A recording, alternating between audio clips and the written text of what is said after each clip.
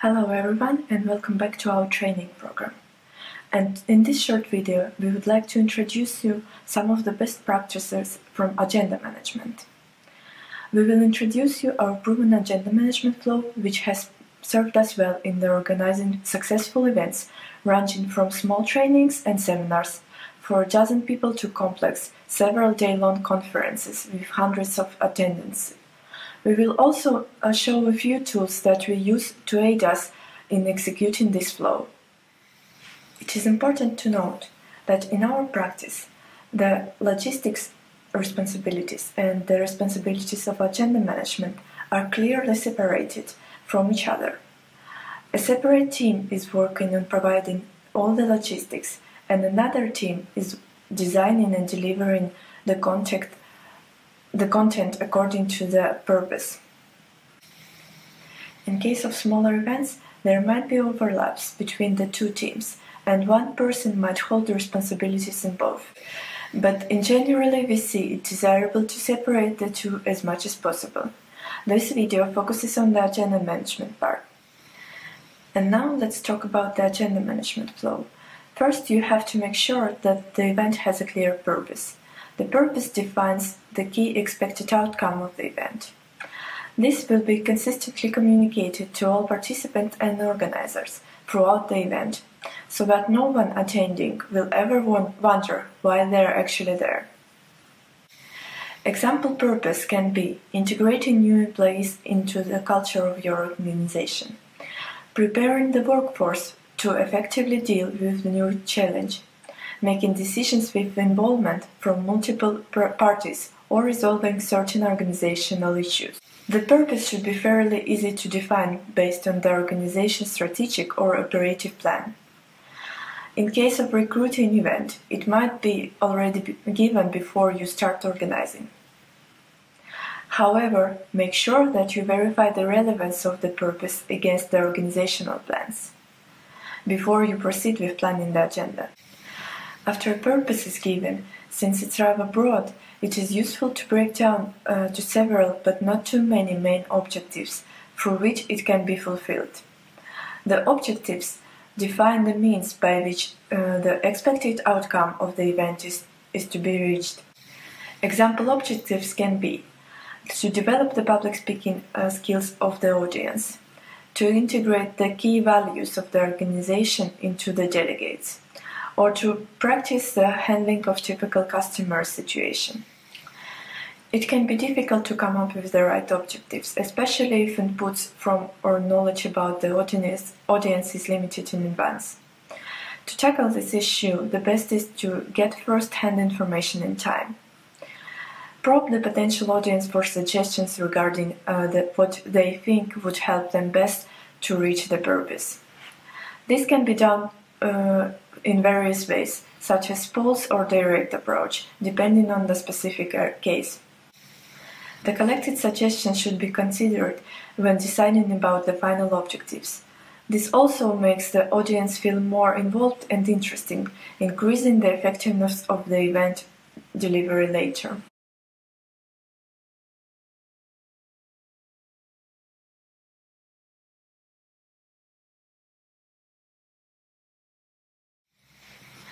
And now let's talk about the tracks. If your audience consists of several groups with clearly different needs, meaning the same objectives would hardly work for all, create several tracks, which will run parallelly at a different place. Each track can have its own set of objectives, but all should be governed by the same purpose. The tracks can be considered for the course of the whole event, in which case only breaks or deliberate networking sessions connect the different tracks. Tracks can also exist during certain parts of the events. By using the tracks, you can make sure that all the delegates will receive relevant content at all times. The objectives of all tracks still need to be aimed at the overall purpose of the whole event, connecting all tracks and delegates.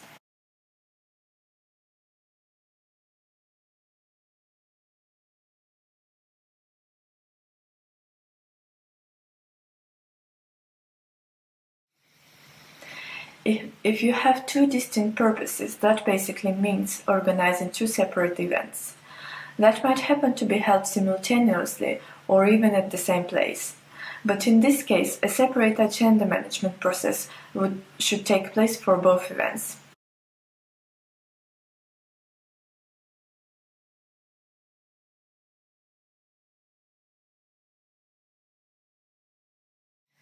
And let's continue to the blocks. If you have defined clearly distinct objectives, you can make it easier for the audience to have a clear overview by organizing the agenda into separate blocks. Each block should be dedicated to one objective. Block can consist of consecutive sessions to form a compact unit inside the whole agenda. But blocks are also useful even if the sessions of different blocks are in mixed order, because by marking the different blocks, for example by color, and pointing them out in the agenda can help the delegates have a clear idea of how the current session fits into the big picture.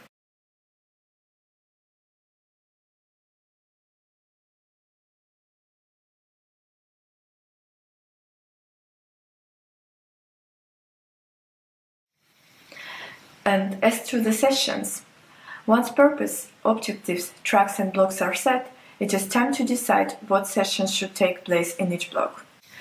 First, starting from how much time you have for the whole event, decide how much time you want to allocate for each block. This should depend on how important are the objectives of the blocks to achieve. Once you have set the time for the blocks, you can break down their objectives into smaller goals, which are specific and focused enough to be reached in one session. The time you have will limit how many sessions you can break a block into. A good rule of thumb is that a session should take about 1.5 hours with a short break in the middle. This makes sure that attendants can keep their concentration and interest, but there is still enough time to explore a topic in depth. An example can be, your objective is to integrate the values of your organization into the audience, and you have 5 hours for a corresponding block. In this case, you might have 3 or 4 sessions, probably one focusing on each of your key values, and a starting session with the goal to bring your audience into appropriate receptive mood. When you have set the number of the sessions and the goals for each, you can divide the block time precisely among the sessions. Somewhat less important sessions can take less than 1.5 hours, while more important ones a bit more. After you have put together your agenda with objectives, tracks, blocks and sessions, make sure it is verified by all involved decision makers, as well as you consider all logistic requirements. Constraints of the venue, breaks, movements between tracks or limited resources can lead to changes, which should be done before the performers of the session start working on their own parts. The job of the agenda management does not finish with the preparations. During the delivery of the event, the agenda manager should pay attention to both the performers and the delegates, continuously to verify that all is going according to plan. My advice is to plan with regular short check-up or briefing meetings with the performers to evaluate and quickly adapt to possible changes. And now we would like to share with you a few tools that we have found very useful for executing the described flow. Of course, these tools accompany the regular project Gantt chart, budget templates and other ordinary documents used in event organizing. First, let's talk about the organizer matrix. This is perhaps the most useful tool for the agenda manager. It contains the exact tasks and positions of all organizers, both performers and logistics.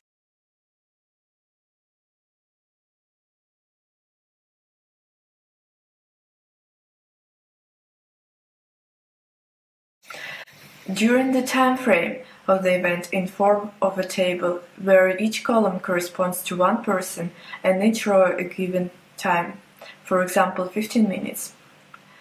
Using this tool during the event, the agenda manager can always quickly locate and check up on all organizers and see who are available at the moment. The best is if it's printed for all organizers, as well as kept up to date in a document which is shared online. Another good practice is to keep two separate agenda versions.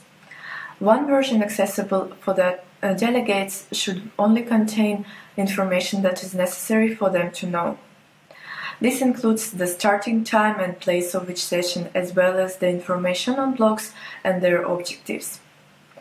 The other version, accessible for organizers, should also include additional logistical information and possibly have a more detailed time resolution.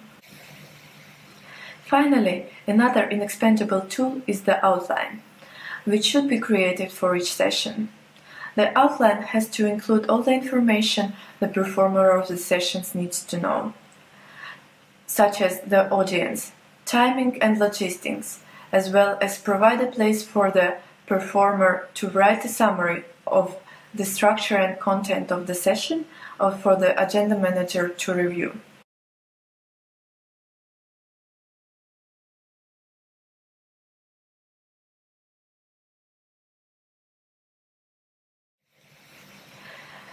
It's all for today. We hope that you find our practices shared in this video useful and they will help you increase the quality and effectiveness of your future events.